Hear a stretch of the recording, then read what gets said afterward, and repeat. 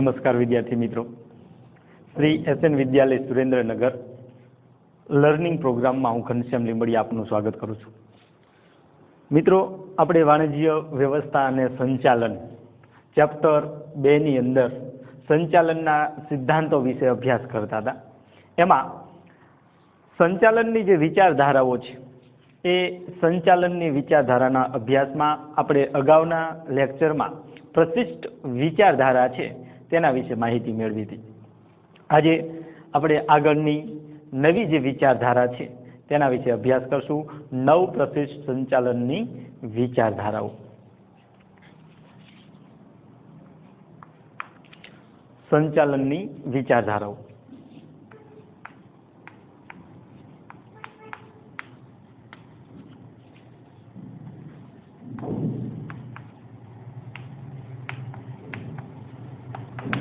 એમાં પહેલી જે વિચારધારા હતી પ્રશિષ્ટ વિચારધારા, તેનો અભ્યાસ છે આપણે આગળ કર્યો હતો.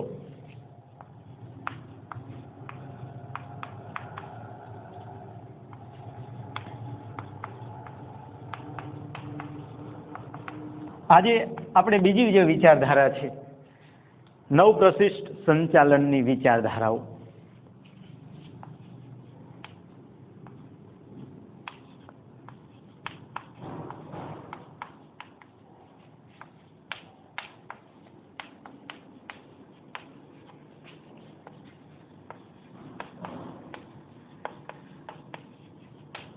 આપણને પ્રશ્ન પૂછાય નવ પ્રશિષ્ટ સંચાલનની વિચારધારાઓ સમજાવો અથવા તો સંચાલનની નવ પ્રશિષ્ટ વિચારધારાઓ વિશે સમજાવો, એવો પ્રશ્ન પૂછાય. નવ પ્રશિષ્ટ સંચાલનની વિચારધારાઓ વિશે સમજાવો એવો પ્રશ્ન આપણને પૂછાઈ શકે.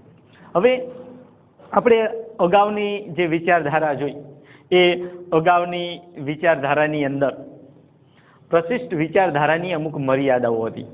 પ્રશિષ્ટ વિચારધારા છે એની અમુક મર્યાદાઓ એટલે કે ખૂબ ઘણી ખામીઓ હતી. હવે આ ખામીઓ જે છે એ ખામીઓને દૂર કરવા માટે કેટલાક સંચાલન શાસ્ત્રીઓએ તેમાં સુધારા કર્યા, પોતાના અભિગમો પ્રસ્થાપિત કર્યા, જેને આપણે નવ પ્રશિષ્ટ વિચારધારા તરીકે ઓળખવામાં આવે છે. પહેલું તો અર્થ આપણે લખવો હોય, નવ પ્રશિષ્ટ વિચારધારા એટલે શું?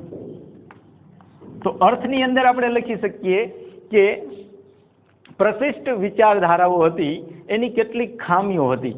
આ ખામીઓને દૂર કરવા માટે કેટલાક સંચાલન શાસ્ત્રીઓએ તેમાં સુધારો કરી અને પોતાના નવા જે અભિગમો છે એ પ્રસ્થાપિત કર્યા, જેને આપણે નવ પ્રશિષ્ટ વિચારધારા તરીકે ઓળખીએ છીએ. એટલે કે આની જે ખામીઓ હતી એ ખામીને દૂર કરી અને નવા જે પોતાના જે અભિગમો છે એ પ્રસ્થાપિત કર્યા, તેને આપણે નવ પ્રશિષ્ટ વિચારધારા તરીકે ઓળખીએ છીએ.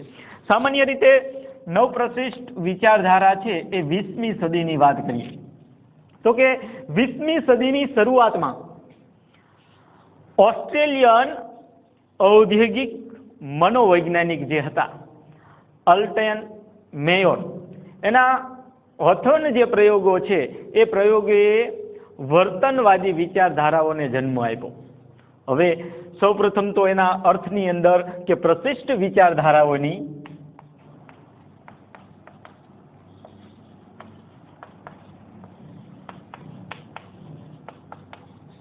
પ્રશિષ્ટ વિચારધારાઓ જે હતી એની કેટલીક ખામીઓ હતી. શું હતું? કેટલીક ખામીઓ હતી. હવે આ ખામીઓ જે હતી તેને દૂર કરવા માટે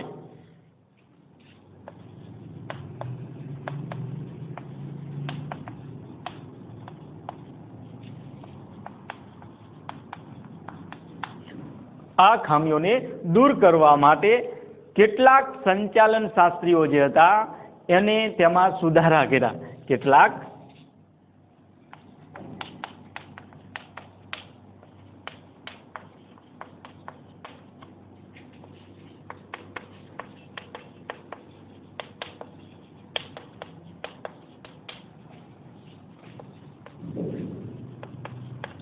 સંચાલન શાસ્ત્રીઓ હતા તેમાં શું કર્યા? કેટલાક સુધારાઓ કર્યા, બરાબર, સુધારા કરી નવા અભિગમો આપ્યા.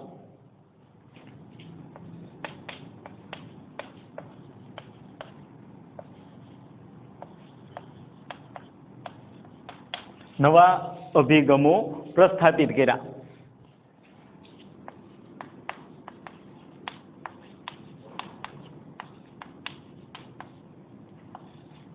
જેને આપણે શું કહીશું? નવપ્રશિષ્ટ વિચારધારા તરીકે ઓળખવામાં આવે છે. જેને આપણે નવપ્રશિષ્ટ વિચારધારા તરીકે ઓળખીએ. એટલે કે આની જે ખામીઓ હતી એ ખામીઓમાં દૂર કરવા માટે કેટલાક સંચાલન શાસ્ત્રીઓ તેમાં સુધારા કરીને નવા અભિગમો સ્થાપિત કર્યા. તેને આપણે નવપ્રશિષ્ટ સંચાલનની વિચારધારા તરીકે ઓળખીએ છીએ. હવે 20મી સદીની શરૂઆતની અંદર વાત કરી. 20મી સદીની શરૂઆતમાં ઓસ્ટ્રેલિયન અર્થશાસ્ત્રી છે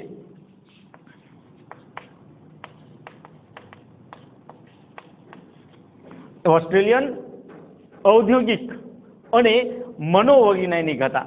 આ ઓસ્ટ્રેલિયન ઔદ્યોગિક મનોવૈજ્ઞાનિક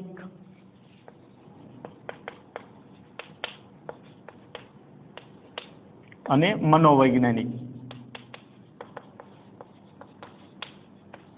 અલ્ટન મેયોન.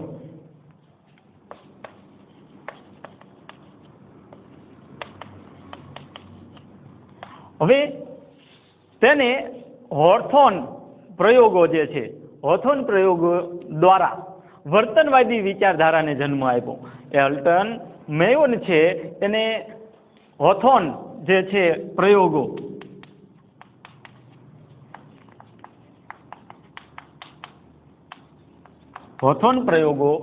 દ્વારા જે વર્તનવાદી વિચારધારા છે એને જન્મ આપ્યો. વર્તનવાદી વિચારધારાને જન્મ આપે છે.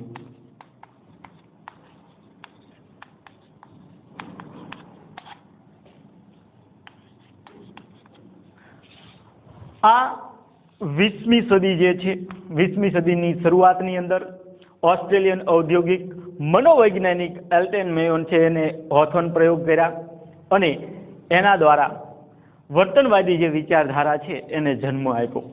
આપણને 1 માર્કની અંદર પણ પ્રશ્ન પૂછાય છે, એટલે ખાસ યાદ રાખજો કે નવપ્રશિષ્ટ વિચારધારા છે એ વિચારધારાની અંદર 20મી સદીની શરૂઆતની અંદર ઓસ્ટ્રેલિયન ઔદ્યોગિક મનોવૈજ્ઞાનિક એલ્ટન મેયોન જે છે એને હોથોર્ન પ્રયોગો દ્વારા વર્તનવાદી જે વિચારધારા છે એને જન્મ આપ્યો. આથી એમને નવપ્રશિષ્ટ વિચારધારાના પ્રેરણાતા કહેવામાં આવે છે. શા માટે? આપણને પ્રશ્ન એવો પણ પૂછી શકે કે અહીંયા અલ્ટન મેયોન જે છે, અલ્ટન મેયોન એમને નવપ્રશિષ્ટ વિચારધારાના પ્રેરણાતા શા માટે કહેવામાં આવે છે? તો આપણે કહી શકાય કે 20મી સદીની શરૂઆતમાં એલ્ટન મેયોને હોથોર્ન પ્રયોગો દ્વારા વર્તનવાદી વિચારધારાને જન્મ આપ્યો. આથી તેમને નવપ્રશિષ્ટ વિચારધારાના પ્રેરણાતા તરીકે ઓળખવામાં આવે છે. અલ્ટન મેયો જે છે,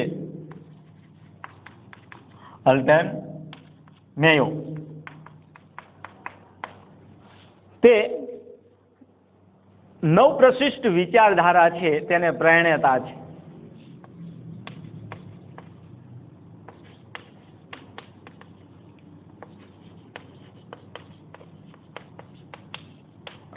નવપ્રશિષ્ટ વિચારધારાના પ્રેરણાતા તરીકે ઓળખવામાં આવે છે. નવપ્રશિષ્ટ વિચારધારા સંચાલન અંગે વર્તનલક્ષી અભિગમ અને જૂથ વર્તન પર ભાર મૂકે છે. હવે આ નવપ્રશિષ્ટ વિચારધારા છે એ વર્તનલક્ષી અભિગમ અને જૂથનું જે વર્તન છે એના પર ભાર મૂકે છે. એટલે કે વર્તનલક્ષી અભિગમ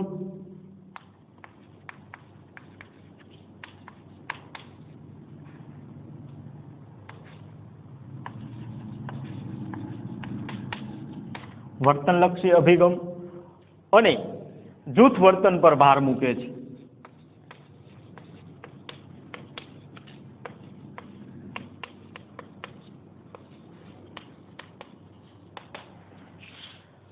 આ વર્તનલક્ષી જે અભિગમ છે સામાન્ય રીતે અહીંયા પ્રશિષ્ટ વિચારધારાની જે ખામીઓ હતી એ પ્રશિષ્ટ વિચારધારાઓની ખામીઓને દૂર કરવા માટે આ વિચારધારા છે એની અંદર આપણે જોયું હતું કે જે મનુષ્ય છે એની અવગણના થાય છે, જ્યારે અહીંયા વર્તનલક્ષી મનુષ્યનું જે વર્તન છે એ વર્તનલક્ષી અભિગમ અને જૂથ વર્તન પર ભાર મૂકવામાં આવેલો હોય છે. પ્રશિષ્ટ વિચારધારાની વાત કરીએ તો આની અંદર નવપ્રશિષ્ટ વિચારધારામાં અવૈધિક વ્યવસ્થા તંત્ર, માનવ વર્તન, માનવ સંબંધો, પ્રેરણા વગેરે તત્વો ઉમેરવામાં આવ્યા. જે આ તત્વોની આની અંદર જે ખામીઓ હતી એ બધી જ આની અંદર ઉમેરણ કરવામાં આવ્યું. એટલે કે પ્રશિષ્ટ વિચારધારાઓના આધાર તો આનો જ રાખ્યો છે, આમાં ફેરફાર નથી કર્યો. એટલે કે પ્રશિષ્ટ વિચારધારા જે હતી એ પ્રશિષ્ટ વિચારધારાના આધારે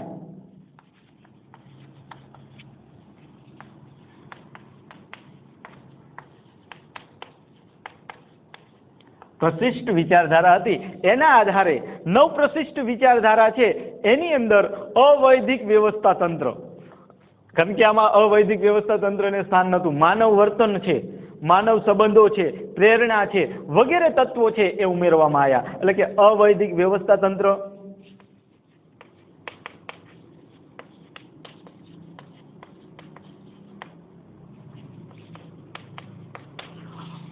ત્યારબાદ માનવ વર્તન, માનવ સંબંધો,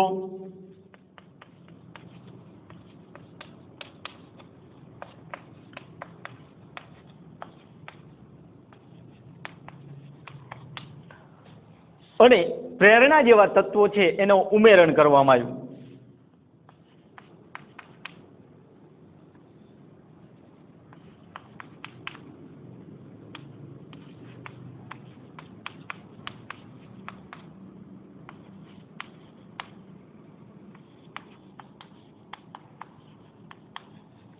આ તત્વો છે એ આની અંદર ઉમેરવામાં આવ્યા. હવે આ વિચારધારાની વાત કરીએ તો મુખ્યત્વે અલ્ટન મેયોન, રેન્સિસ લિકર્ટ, હર્ઝબર્ગ, ક્રિસ આર્ગરીસ, મેકગ્રેગ અને માસ્લોના મુખ્ય પ્રદાનકર્તાઓ છે.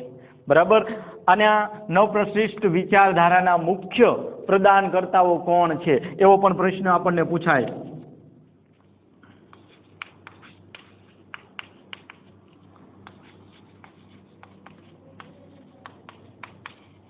નવપ્રશિષ્ટ જે વિચારધારા છે એ નવપ્રશિષ્ટ વિચારધારાના મુખ્ય પ્રદાનકર્તા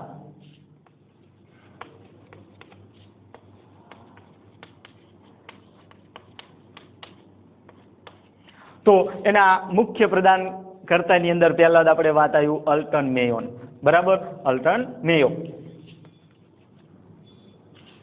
આ એલ્ટન મેયો જે છે એ એના મુખ્ય છે.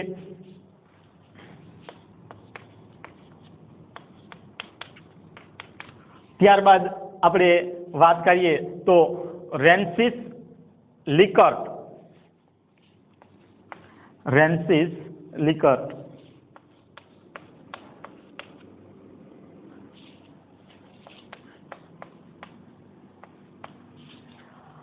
આ રેન્સિસ લિકર્ટ પણ એના યોગકર્તાઓ છે. પછી હર્ઝબર્ગ,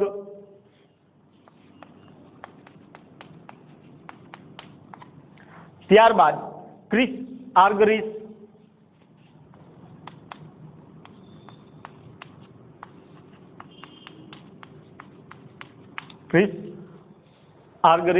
અને મેકગ્રેગર.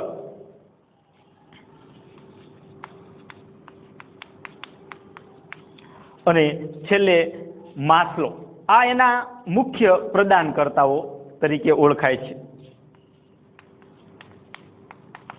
1 માર્કના પ્રશ્નની અંદર અથવા 2 માર્કના પ્રશ્નની અંદર આપણને પ્રશ્ન પૂછાય કે નવપ્રશિષ્ટ વિચારધારાના મુખ્ય પ્રદાનકર્તાઓ કોણ? તો અલ્ટન મેયો, રેન્સિસ લિકર્ટ, ત્યારબાદ હર્ઝબર્ગ, ક્રિસ આર્ગરીસ, મેકગ્રેગર અને માસ્લો જે છે એ આના મુખ્ય યોગદાનકર્તાઓ છે. નવપ્રશિષ્ટ વિચારધારાની મુખ્ય પ્રશાખાઓમાં જે આ નવ પ્રશિષ્ટ વિચારધારા છે તેની મુખ્ય પ્રશાખાઓ.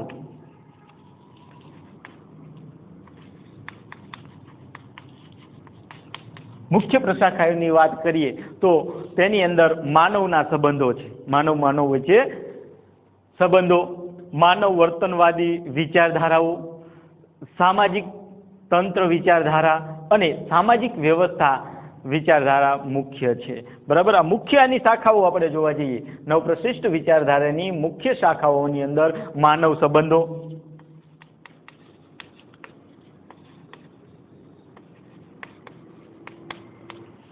ત્યારબાદ માનવ વર્તનવાદી વિચારધારા,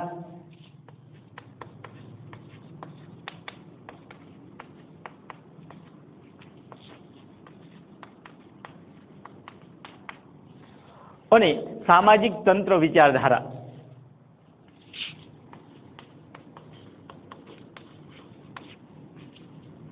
સામાજિક તંત્ર વિચારધારા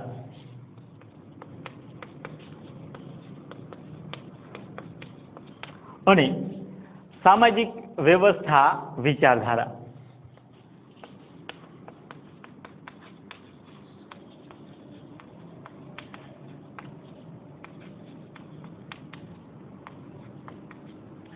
આ મુખ્ય પ્રશાખાઓ છે. તો અહીંયા નવ પ્રશિષ્ટ વિચારધારાઓ છે. એ નવ પ્રશિષ્ટ વિચારધારાઓની અંદર જે મુખ્ય બાબતો આવે તે અહીંયા જોયું. પહેલા તો આપણે એના અર્થની ચર્ચા કરી કે પ્રશિષ્ટ વિચારધારાઓની કેટલીક ખામીઓ હતી. હવે આ ખામીઓને દૂર કરવા માટે કેટલાક સંચાલન શાસ્ત્રીઓએ તેમાં સુધારા કરી અને નવા અભિગમો છે એ પ્રસ્થાપિત કર્યા, જેને આપણે નવ પ્રશિષ્ટ વિચારધારા તરીકે ઓળખીએ છીએ. બીજા પોઈન્ટની અંદર વાત કરીએ તો કે 20મી સદીની શરૂઆતમાં અંદર ઓસ્ટ્રેલિયન ઔદ્યોગિક મનોવૈજ્ઞાનિક એલ્ટન મેયો જે છે એને હોર્થોન પ્રયોગો કર્યા અને આ પ્રયોગો દ્વારા વર્તનવાદી જે વિચારધારા છે એ વિચારધારાને જન્મ આપ્યો. અને આ અલ્ટન મેયો છે એના માટે તેને નવ પ્રશિષ્ટ વિચારધારાના પ્રેરણાતા તરીકે ઓળખવામાં આવે છે. આગળના પોઈન્ટની વાત કરીએ તો કે વર્તનલક્ષી અભિગમ જૂથ વર્તન પર એની અંદર ભાર મૂકવામાં આવે છે. વર્તનલક્ષી અભિગમ અને જૂથ વર્તન જે છે એના પર નવ પ્રશિષ્ટ વિચારધારાની અંદર ભાર મૂકવામાં આવે છે. નેક્સ્ટ પોઈન્ટ આપણે જોઈએ તો પ્રશિષ્ટ વિચારધારાના આધારે આપણે અવૈધિક વ્યવસ્થા તંત્ર કે જે આની અંદર પ્રશિષ્ટ વિચારધારાઓ જે હતી એની આધારે અવૈધિક વ્યવસ્થા તંત્ર, માનવ વર્તન, માનવ સંબંધો, પ્રેરણા જેવા જે તત્વો છે એ ઉમેરવામાં આવ્યા, જે આની અંદર નહોતા. પ્રશિષ્ટ વિચારધારાઓની અંદર જે ખામી દર્શાવી હતી તો એના આધારે જે તત્વોની જ્યાં જરૂરિયાત હતી એવા તત્વો છે એ ઉમેરવામાં આવ્યા. નવ પ્રશિષ્ટ વિચારધારાના આધારે જ આ તત્વો લેવામાં આવ્યા છે, કારણ કે એ એના ખામી તરીકે દર્શાવાયેલા હતા. તો કે અવૈધિક વ્યવસ્થા તંત્ર, માનવ વર્તન, માનવ સંબંધો, પ્રેરણા જેવા તત્વો છે એ એની અંદર ઉમેરવામાં આવ્યા. ત્યારબાદ આપણે વાત કરીએ તો કે નવ પ્રશિષ્ટ વિચારધારાના મુખ્ય પ્રદાનકર્તાઓ કે કોનું પ્રદાન હતું તો કે અલ્ટન મેયોન જે એના પ્રેરણાતા છે કે એને વર્તનવાદી વિચારને જન્મ આપ્યો એ અલ્ટન મેયો, પછી રેન્સિસ લિકર્ટ, હર્ઝબર્ગ અને ક્રિસ આર્ગરિસ, મેક્સ ગ્રેગર અને માસ્લો. ત્યારબાદ મુખ્ય એની પ્રશાખાઓની વાત કરીએ તો કે એની અંદર માનવ સંબંધો, માનવ વર્તનવાદી વિચારધારા અને સામાજિક તંત્ર વિચારધારા અને સામાજિક વ્યવસ્થા વિચારધારાનો સમાવેશ થાય છે. તો મિત્રો, આજનો જે આપણો પ્રશ્ન છે એ પ્રશ્નની અંદર સંચાલનની નવ પ્રશિષ્ટ વિચારધારાઓ વિશે સમજાવો. તો એના મુખ્ય જે બાબતો છે સંચાલનની નવ પ્રશિષ્ટ વિચારધારાઓ વિશે સમજાવો તો મુખ્ય બાબતો છે એ અહીંયા આપણે આવરી લેવામાં આવીએ છીએ. તો આની તમને માહિતી જે કંઈ આપવામાં આવી એનો ખ્યાલ આવ્યો હોય છે. હવે નેક્સ્ટ આગળનો જે પ્રશ્ન છે તેના વિશે આપણે ચર્ચા કરીએ અને નેક્સ્ટ પ્રશ્ન છે વર્તન સંબંધી વિચારધારાઓ વિશે સમજાવો. આગળનો પ્રશ્ન વર્તન સંબંધી વિચારધારાઓ વિશે સમજાવો.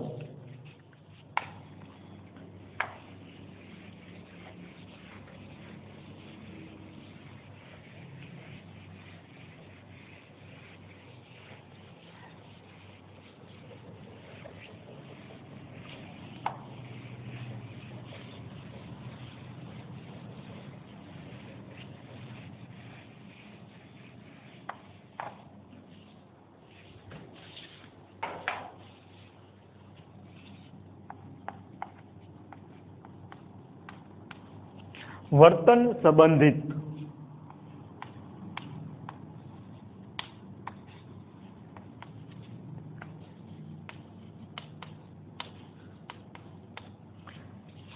વિચારધારાઓ વિશે સમજાવો.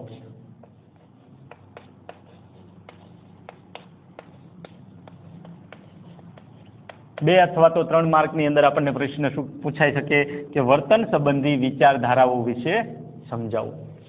હવે આપણે અગાઉ જોયું એ પ્રમાણે કુંતજ અને ઓડોનલ છે એના મત પ્રમાણે આપણે જોઈએ તો કે સંચાલન એટલે અન્ય વ્યક્તિઓ પાસેથી કામ લેવાની કળા. બરાબર. આપણે વર્તન સંબંધી વિચારધારા છે એને કુંતજ અને ઓડોનલના મત પ્રમાણે આપણે જોઈએ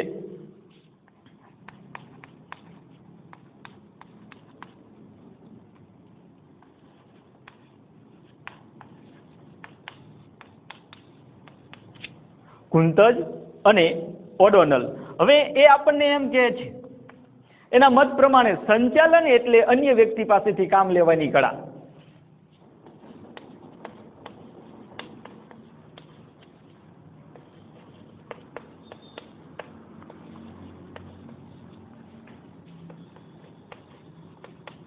સંચાલન એટલે અન્ય વ્યક્તિઓ એટલે કે બીજી વ્યક્તિઓ પાસેથી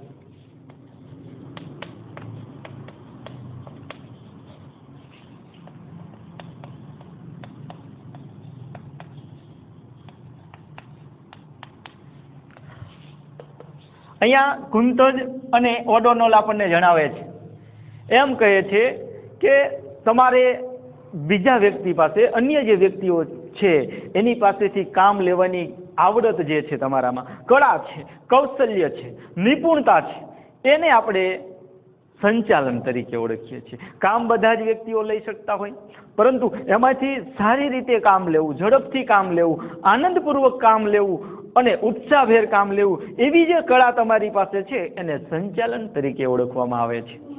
સંચાલનનું કાર્ય વ્યક્તિ દ્વારા થતું હોવાથી સંચાલનનો અભ્યાસ આંતર વ્યક્તિય સંબંધોને અભ્યાસ બની જાય છે.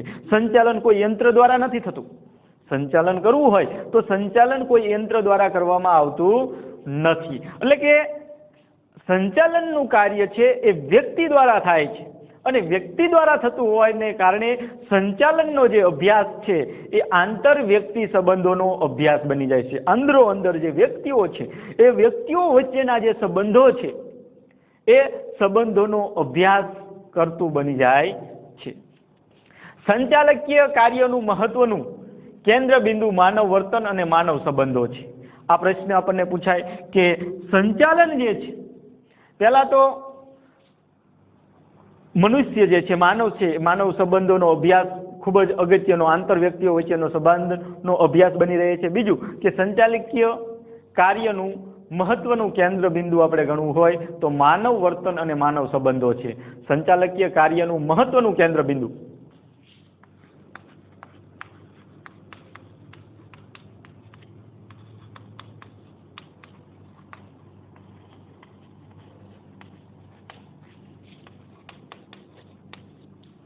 મહત્વનું કાર્ય બિંદુ જે કે કેન્દ્ર બિંદુ આપણે કહી શકાય.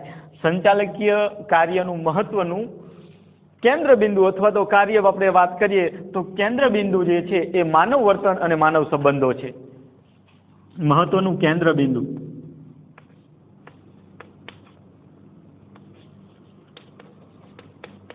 તો માનવ વર્તન અને માનવ સંબંધો.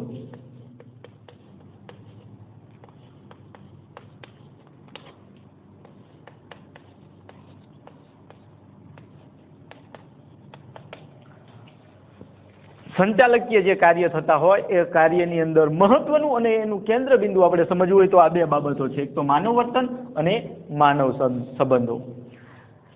ત્રીજી વાત કરીએ તો આ વર્તન સંબંધી જે વિચારધારા છે આથી જે વર્તન સંબંધી વિચારધારા છે એની અંદર મનોવૈજ્ઞાનિક તારણોનો ઉપયોગ કરીને કર્મચારી કાર્ય સંતોષ અને કાર્યક્ષમતામાં વધારા પર ભાર મૂકવામાં આવે છે. અહીંયા વર્તન સંબંધી વિચારધારા છે એ વર્તન સંબંધી વિચારધારામાં મનોવૈજ્ઞાનિક તારણોનો ઉપયોગ કરવામાં આવે છે. મનોવૈજ્ઞાનિક તારણોનો ઉપયોગ થાય છે.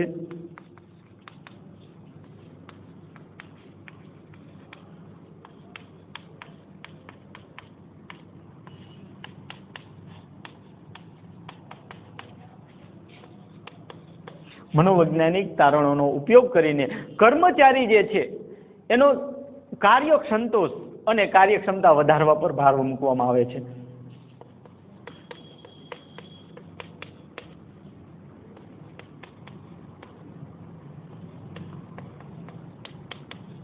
કર્મચારીનો કાર્ય સંતોષ અને કાર્યક્ષમતા વધે એના ઉપર ભાર મૂકવામાં આવે છે.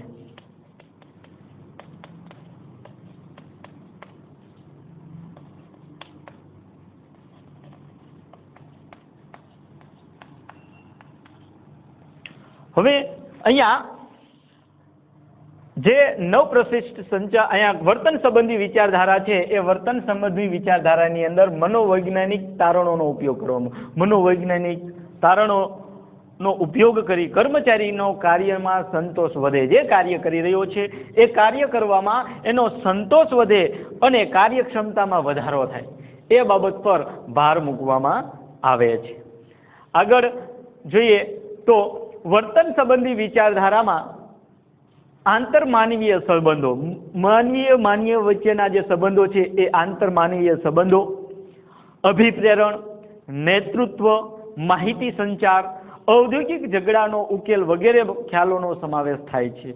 આ વર્તન સંબંધી, વર્તન મનુષ્યનું કેવું છે, કર્મચારીનું વર્તન કેવું છે, એની અંદર વર્તન સંબંધી જે વિચારધારાઓ છે તેમાં આંતરમાનવીય સંબંધો, જે માનવી વચ્ચે અંદરોઅંદરના સંબંધો કેવા છે તે સંબંધો, અભિપ્રેરણ, તેમને આપવામાં આવતું નેતૃત્વ, માહિતી સંચાર, ઔદ્યોગિક જે ઝઘડાઓ છે એ ઝઘડાઓનો ઉકેલ વગેરે જે બાબતો છે એ બાબતોનો સમાવેશ થાય છે.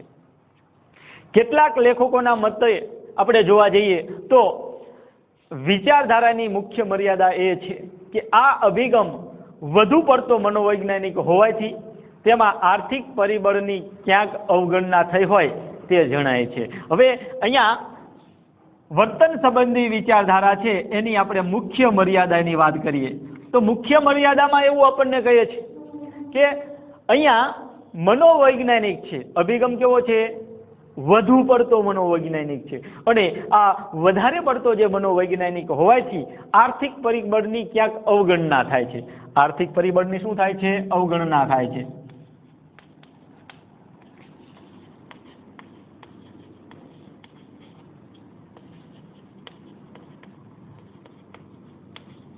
આર્થિક જે પરિબળ છે એ આર્થિક પરિબળની ક્યાંક અવગણના થઈ હોય તેવું જોવા મળે છે. કારણ કે વધારે પડતા માનવીય સંબંધો અને એને કારણે ઉત્પાદકના ભોગે માનવ સંબંધો જાળવી શકાય તેમ નથી. ઉત્પાદનનો ભોગ બને અને માનવ સંબંધો જે છે એ જાળવણી થઈ શકે નહીં. કારણ કે આર્થિક પરિબળ જે છે એની અવગણના થઈ છે અને આર્થિક એટલે કે નાણાકીય બાબતમાં માનવ સંબંધો તમે જાળવવા જાઓ તો તેની અંદર મહદઅંશે છે જે આપણે ધારણા કરતા હોય એટલું કદાચ ઉત્પાદન ન થઈ શકે અને આ ઉત્પાદન ન થઈ શકે તો એને કારણે માનવ સંબંધો તમે જાળવણી કરવા જાઓ છો તો ઉત્પાદનનો ભોગ લેવાય છે. તો આ એક એની મુખ્ય ખામી છે. ફરી વખત આપણે વર્તનવાદી વિચારધારા છે એ પહેલા નવપ્રશિષ્ટ વિચારધારા જોઈ. બીજો આપણો જે પ્રશ્ન હતો કે વર્તન સંબંધી વિચારધારાઓ, તો વર્તન સંબંધી વિચારધારાઓને ફરી વખત આપણે જોઈ લઈએ કે કુંતજ અને ઓડોનલના મત પ્રમાણે આપણે જોવા જઈએ તો સંચાલન એટલે અન્ય વ્યક્તિઓ પાસેથી કામ લેવાની, કાર્ય લેવાની આવડત, કળા, એને આપણે સંચાલન તરીકે ઓળખીએ છીએ. હવે સંચાલનનું જે કાર્ય છે એ વ્યક્તિ દ્વારા થતું હોવાથી સંચાલનનો અભ્યાસ આંતરવ્યક્તિય સંબંધોનો અભ્યાસ બની જાય છે. આંતરવ્યક્તિઓ અંદરના જે વ્યક્તિ છે એ વ્યક્તિના કેવા સંબંધો છે એ સંબંધોનો અભ્યાસ બની જાય છે. કારણ કે અહીંયા આપણે કાર્ય જે છે એ સંચાલનનું કાર્ય વ્યક્તિ દ્વારા થાય છે. વ્યક્તિ દ્વારા સંચાલનનું કાર્ય થતું હોવાથી એમના આંતરિક વ્યક્તિગત જે સંબંધો છે એનો સંબંધોનો આપણે અભ્યાસ કરવો ખૂબ જ અગત્યનો બને છે. સંચાલકીય કાર્યનું મહત્વનું જો કેન્દ્ર બિંદુ હોય તો માનવ વર્તન છે અને માનવ સંબંધો છે. આ સંચાલકીય જે કાર્ય થઈ રહ્યું છે એ સંચાલકીય કાર્યની અંદર એનું મહત્વનું જો કેન્દ્ર બિંદુ હોય તો તે છે માનવ વર્તન અને માનવ સંબંધો છે. આથી વર્તન સંબંધી જે વિચારધારાઓ છે એ વર્તન સંબંધી વિચારધારાઓને આપણે મનોવૈજ્ઞાનિક તારણોનો ઉપયોગ કરીને કર્મચારી કાર્ય સંતોષ અને કાર્યક્ષમતા વધારવા પર ભાર મૂકવામાં આવે છે. હવે આની અંદર મનોવૈજ્ઞાનિક તારણનો ઉપયોગ કરવામાં આવે છે અને મનોવૈજ્ઞાનિક તારણનો ઉપયોગ કરી આપણે કર્મચારીને વધારે ને વધારે સંતોષ મળે, તેમની કાર્યક્ષમતામાં વધારો થાય તે બાબતો પર ભાર મૂકેલો હોય છે. ત્યારબાદ આગળ વર્તન સંબંધી વિચારધારામાં માનવીય સંબંધો, અભિપ્રેરણ, નેતૃત્વ, માહિતી સંચાર અને ઔદ્યોગિક ઝઘડાઓનો ઉકેલ વગેરે ખ્યાલોનો સમાવેશ થાય છે. જે કર્મચારીઓ અને માલિકો વચ્ચે જે થતા ઔદ્યોગિક ઝઘડાઓ જે છે એ ઝઘડાઓનો પણ ખ્યાલ આની અંદર મેળવવામાં આવે છે. પરંતુ કેટલાક વિચારધારકો જે છે, કેટલાક લેખકો છે, કેટલાક સંચાલકો છે, એમના વિચારધારાઓ જે છે એ એવું કહે છે કે આની એક મુખ્ય મર્યાદા છે. કેટલાક લેખકોના મતે આપણે જોવા જઈએ આ વિચારધારા છે એ વિચારધારાની અમુક મર્યાદાઓ છે અને મુખ્ય મર્યાદા એ છે કે આ અભિગમ વધુ પડતો મનોવૈજ્ઞાનિક છે. આ અભિગમ કેવો છે? વધારે પડતો મનોવૈજ્ઞાનિક છે અને વધારે પડતો મનોવૈજ્ઞાનિક હોવાથી તેમાં આર્થિક જે પરિબળો જે નાણાકીય બાબતો સાથે સંકળાયેલા હોય એવા આર્થિક જે પરિબળો છે એ આર્થિક પરિબળોની ક્યાંક અવગણના થઈ હોય તેમ જણાય છે. અને ઉત્પાદનના ભોગે માનવ સંબંધોની જાળવણી થઈ શકે નહીં. ઉત્પાદનનો તમે ભોગ લો અને માનવ સંબંધો જાળવવા બેસો એવું શક્ય નથી. તો આ વર્તન સંબંધી જે વિચારધારાઓ હતી તેના વિશે આપણે માહિતી મેળવી. આજે આપણે અગાઉના લેક્ચરની અંદર પ્રશિષ્ટ વિચારધારાઓ, આજે આપણે નવપ્રશિષ્ટ વિચારધારાઓ અને અહીંયા વર્તન સંબંધી જે વિચારધારાઓ છે તેના વિશે માહિતી મેળવી. આવતા વિડીયોની અંદર આધુનિક વિચારધારાઓ છે એ આધુનિક વિચારધારાઓ વિશે આપણે માહિતી મેળવશું. આજના વિડીયોમાં જે કંઈ માહિતી આપી એમાં તમને ખ્યાલ આવ્યો છે એવી આશા રાખું છું. આભાર.